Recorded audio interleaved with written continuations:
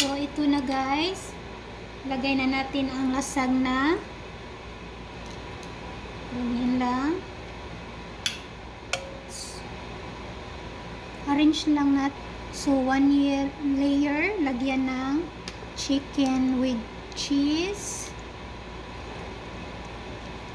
This is my own version guys. So, I hope you like my recipe.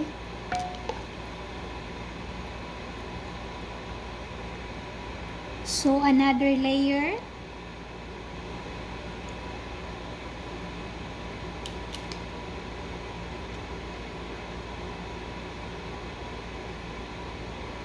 And put some chicken. I use chicken breast, okay? And cheese.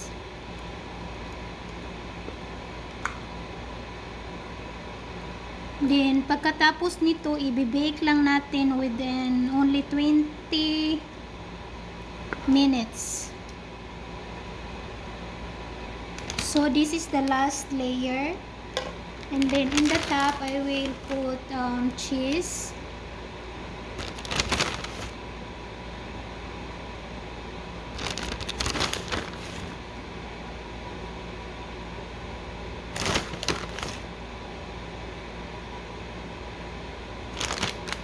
And bake for only 20 minutes.